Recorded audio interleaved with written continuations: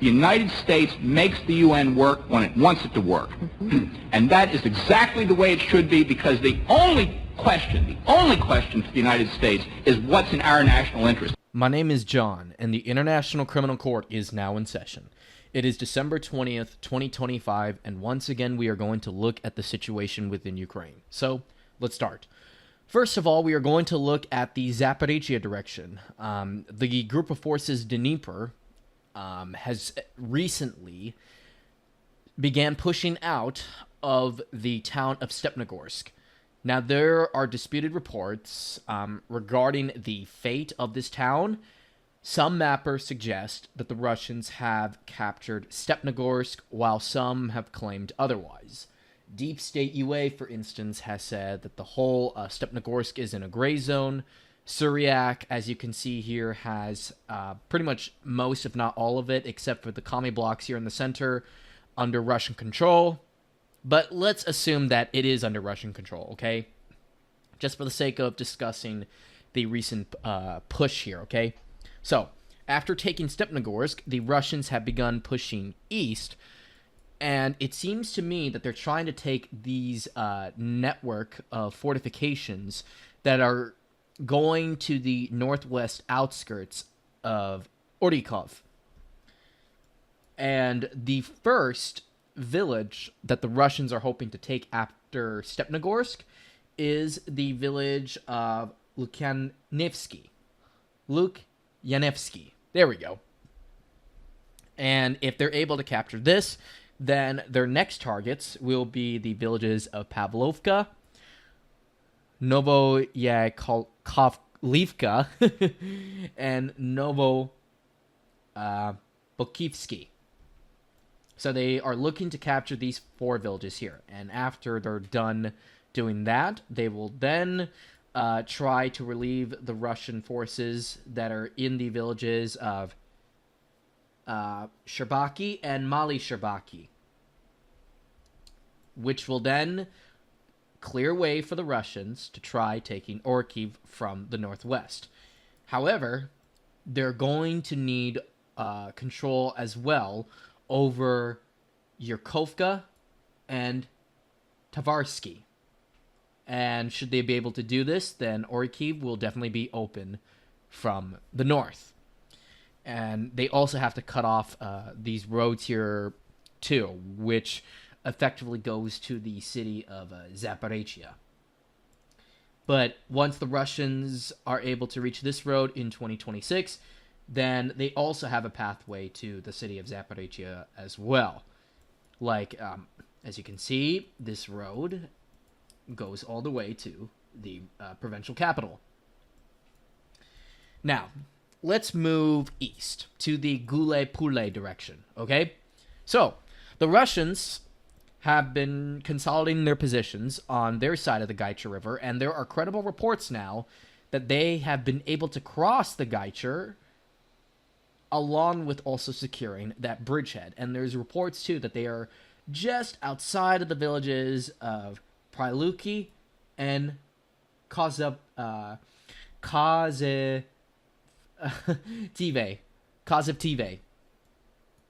which puts them effectively within striking distance of the strategic village of Vazdi Zikivka. So, yeah, they are advancing along the Gaicha River and even crossing it too, which is effectively a disaster for the AFU because they have a defensive barrier that goes all on this river crossing. So they were hoping that it would keep the Russians at bay, but it doesn't look like the river was enough to stop them. So, yeah, with the Russians being able to secure a bridgehead on the river here, it's only a matter of time before Gule-Pule is completely encircled. But I don't really know if they're going to need to encircle it because Ukrainians are losing within the town regardless. And going a little up north, the Russians have reportedly captured the villages of Pischine, Harizmivka, or Gettysmovka, and the outskirts of Ostapivsky, within the village of Andriivka. Other than that, there is not really a lot of news from the Dnipropetrovsk region. But again, going back to the town of Gulay-Pulay, Russians are simply defeating the armed forces of Ukraine in every way imaginable. So the entirety of the eastern part of Gulay-Pulay is gone, and the fighting is now taking place within the town center of Gulay-Pulay itself. There's even reports that this map, which you see right now, is no longer up to date, and apparently the Russians have now advanced this far into the town center. And there's even reports that these commie blocks within Gulay-Pulay are probably going to fall without too much of a resistance to the Vostok group's advances in the area. And should these commie blocks here within Gulay-Pulay fall to the Russians, then you can pretty much kiss Gulay-Pulay itself goodbye for the armed forces of Ukraine. They will not be able to hold on to the town center, in which we're already seeing clashes for right now. And the last time I read, the Russians are within 1 to 2 blocks away of the local central Rada here, which is essentially the town or city hall within Gulay-Pulay. So they're already within arm's reach of taking the whole town. I mean, like, once they get all this, I'm not expecting the Ukrainians to really fight for the rest of Gulay-Pulay. They're just going to evacuate to Orikov or Zaporizhia city, which would be, as I said, if they lose Gulay-Pulay, it is a symbolic and cultural defeat, because this is literally the hometown of the most infamous anarchist of all time, Nestor Makhno. And losing Gulay-Pulay would be a very symbolic and strategic defeat for the armed forces of Ukraine that have all sorts of implications on the front, like negative implications, it is, for the AFU, because once they're able to take Gulay-Pulay, the Russians are going to have Vostok meet up with Group Dnieper, which will then make any advances deeper into the northern part of the Zaporizhia region much easier. And if they want to do any pushes into the Dnipropetrovsk direction, then they'll be able to do that as well, because once you get Orikhiv and Gulay-Pulay, they will have more than enough freed up men to go wherever they want in this area. So the whole southern Ukraine is absolutely screwed for the AFU. They won't be able to stop the Russian advances in the foreseeable future, especially during summer 2026, when all this is over and done with. And despite those so-called peace talks that are taking place right now in Miami, I'm expecting them to really go nowhere, which will only further humiliate President Trump far more than it already does. Now, apparently there are also reports that the Russians are fighting back in the village of Ivanovka in the Dnipropetrovsk region, and there's also a report that the Russians have also advanced a little north, too, of the village of Filia and southwest of Novopavlovka. It's not quite clear at this moment who controls Novopavlovka, but I can assume that at this point that while the Ukrainians do control most of it, they have not cleared out the Russian forces like some think they did. And then going a little further up north, also within the Dnipropetrovsk region, apparently nearly a half of this village here, called Novo Pirorine, is now in a gray zone, if not under the control of the Russians. And should this village fall, then the Russians will be able to push for the town of Mezova, which is sort of similar to Gulay-Pulay if we're talking about the size, population-wise, but also just looking at it overall. I mean, I think it's a little smaller than Gulay-Pulay, but it's arguably more important because of the fact that there's railways that go through it. As you can see here, there's let's see here, there's 1, 2, 3, 4, 5, I don't know, something train tracks here. So it's sort of like a logistics hub. So now with the fall of Pokrovsk, it will now be possible for the group of forces center to advance to the town of Mezova. Though some would say that this is not possible yet due to the fact that Novopavlovka is still under majority AFU control. Though I kind of disagree with that assessment, because it's kind of far off, and they need Mezova in order to clear out these higher ground areas that are north of Novopavlovka. Because once you're able to take Mezova, then all this will be completely useless to the Ukrainians. All these fields like north of Novopavlovka are not going to fall, not fall, but hold for the Ukrainians if Mazova is gone.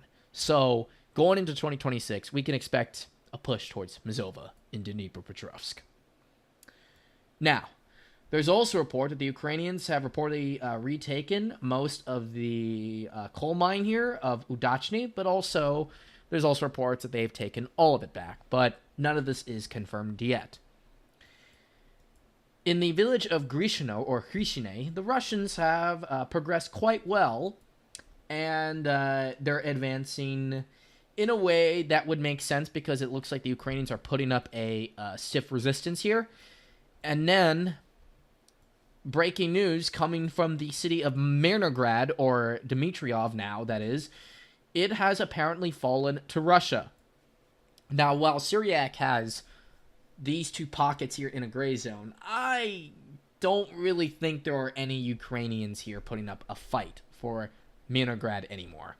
I think the city has fallen to the Russians, and yeah, I don't think there's really anything to say otherwise. The Ukrainians have lost it. There are reports of either high casualties and also mass surrenders that have taken place within the city itself. And yeah, it's done. The Pokrovsk offensive has come to a close after 1 whole year of combat. And on the near 1-year anniversary of the fall of Kharkov, which is south here, this fell on New Year's Eve, if not New Year's Day itself. The Pokrovsk agglomeration has fallen to the Russians, and now the Russians can advance north towards Dobropole, but also can advance west towards the region of Dnipropetrovsk. Now, going a little further north, the Russians have continued clearing out the Ukrainians that have attempted to counterattack them in the Dobropole direction, though it seems, as I have said in one of my recent videos, that the Ukrainian counteroffensive has failed, and even though they have been able to clear out Velny and Kutravyar and Zoloty Kolodiaz, they were not able to lift the encirclement of Mirnograd, and because of that, the city is gone, along with the city of Pokrovsk, and Rodinsky looks like it's also back under full Russian control as well, even though Syriac has not colored it fully orange yet. Though on my map, I already have Rodinsky back under full Russian control because there has been absolutely nothing out of there, as of late. So I think it's back under steady Russian control. Sofivka, according to Syriac, is now under full Russian control, so we can assume a push towards the north and effectively Druzhkovka. And then in the direction of Konstantinovka, the Russians have continued their advances here. And as far as I know, it looks like they have taken the train station here within the city, though it is unconfirmed. And there's also a report, according to Syriac, that this part of Konstantinovka is back under Ukrainian control after the Russians failed to consolidate their positions there. But I honestly don't know how long that defense of Konstantinovka is going to last, because the Russians are trying to take Bereztok, which will put them effectively within reach of the strategic commie blocks within Konstantinovka itself. So I don't know if that's going to hold for much longer in 2026. That battle's probably going to last another 2 to 3 months. The Russians have also continued to advance in the direction of Slovyansk and the Kramatorsk, even though it's still a little bit far off. They have reportedly taken a half of the village of Bondarne, and are also clearing out these hilly areas between Vasy Ukovka and Pazino. And then going up north, Savyatel Pokrovsky was reportedly completely captured by the Russians. And then, after capturing the town of Siversk, the Russians have finally started breaking out of this area and are trying to capture the village of Zakyntin. And should this fall, the Russians will have complete access to the Siversk River from the eastern side, which will then make any pushes into the city of Liman much easier. And speaking of Liman, the village of Ozarne is still contested, though it's looking good for the Russians, along with Dibrova. And then going further north, nothing again has happened in the city of Liman, though we can assume that Russians are making some progress there. We also still don't know much about what's going on in Dobry Shive. And then in the village of Yarova, Russians appear to be fighting hard for the western parts of it and are also deep in the forested areas north. And then in the Borova direction, the Russians have resumed their pushes and apparently have now put the village of Boguslavka in a encirclement. There were reports, according to the Zapad group, which is one of Russia's weaker army groups in Ukraine, that is, along with the MOD of Russia itself, that the village of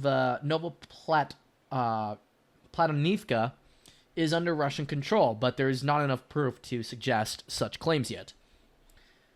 I can expect that sometime during January or February, we're going to see these three villages here, which will effectively make the Kupiansk pocket here, further up north, for the Ukrainians, a little more, less, comfortable.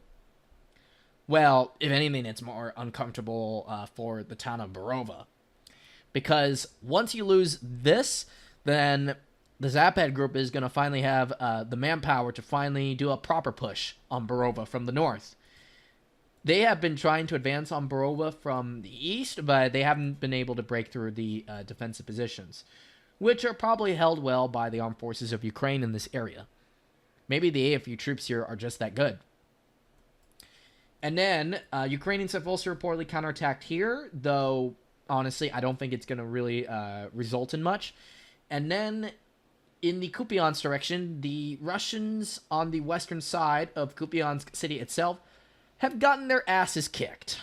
Apparently, the geolocations that have recently came out as of late have suggested that the Russians are pretty much screwed in western Kupiansk. Their campaign to take the entire city has failed in 2025, and it looks like the Ukrainians are going to retake full control of the western side of the city pretty soon, probably cementing their control over it during January of 2026. The Ukrainians have reportedly advanced all the way up to the central Rada here, and have also reportedly retaken all these commie blocks back. So yeah, the Russians are on their way out the door in western Kupiansk, and they're probably going to evacuate to the eastern side, though it's not quite clear if the Ukrainians are going to be able to boot them out. Now, there are conflicting reports, rather not if the Russians are in Petropavlovka and Kuchrovka, but we can definitely assume that the Russians are now going to have to clear this whole area out, because it's clear now that their attempt to take Kupiansk from the western and northern side has failed, so they'll have to try again from the eastern side, which is already difficult enough for the Zapad group. They literally just can't advance in this area, let alone hold on to anything. Nothing really much on the border here, neither here as well. There are advances of the Russians. Apparently they have continued their breakout from the town of Volchansk, and are trying to seize control over Volchansky Kutori, and have seized majority control over the suburb of Vilcha, and have also seized complete control over the village of Liman, not to be confused with the Liman in northern Donetsk region. There's even some reports that the Russians have seized control over Prilipka, but there's no confirmation there.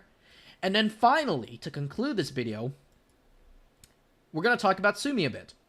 Now, as all of you guys know by now, the Russians attempted to do a push on the city of SUMY itself.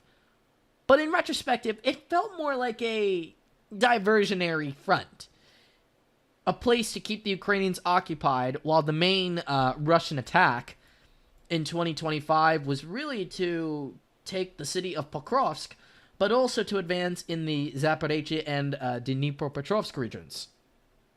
And just like Kharkiv last year, the SUMY thing ended pretty much in the same way. And now there's reports that the North Group is facing crappier resistance now from the armed forces of Ukraine in this area, especially in the villages of Kondratovka and Andriivka, because the AFU troops that were in this part of Ukraine have been redeployed.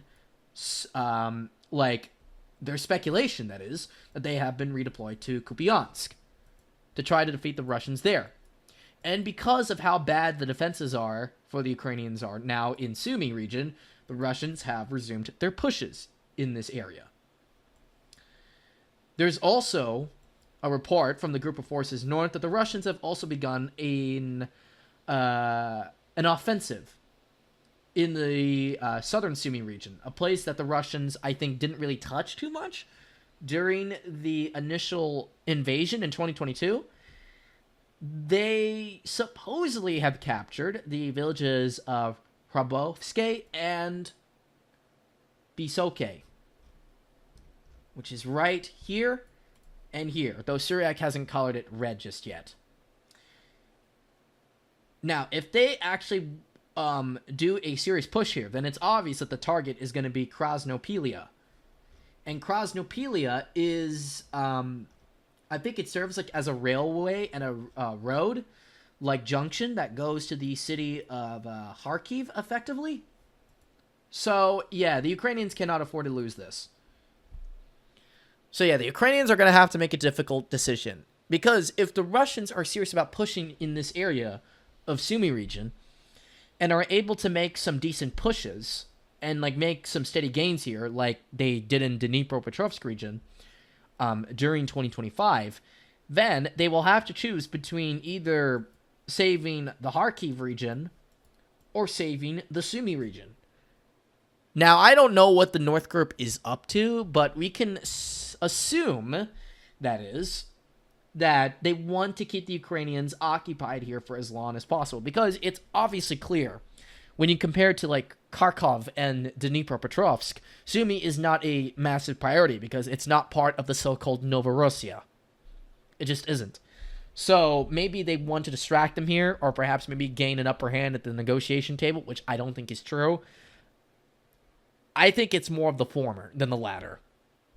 So for that reason, I think in 2026, in January and February, before the start of the Rasputitsa, which is the mud season that effectively ends the fighting season in Ukraine for like 2 to 3 months, I can expect the Russians to make pushes here and also make some limited pushes too in the Kharkiv direction. And I do think for the most part, when we get to Rasputitsa season, I think they're going to mostly take place, like the big pushes that is, they're going to take place mostly in southern Ukraine, where all the open fields are, because the mud is not going to be as bad, and there's also going to be a lot of roads for them to use, and also railroads as well. So, yeah, I don't think it's going to really harm the Russians too much in this direction, but in the northern Donetsk direction and in the Kharkiv direction, I think the Russians are going to struggle in Rasputitsa. So, yeah, group forces north, Zapad, and south are not going to do as well. So anyway, folks, that's going to do it for today's video. I hope you all enjoyed it, along with finding it informative and somewhat entertaining if you thought that way. And before I get going, I just want to let you know that there will be at least 2 more videos that I'll make for this month before I go on a week-and-a-half hiatus, because it's Christmas season. And also, I'm not feeling too great. So, yeah, I'm going to pump out a couple more videos, and then I'll be off for a while. So I hope every single one of you has a great day, and I'll see you all next time. So take care of yourselves, and peace out. Bye-bye.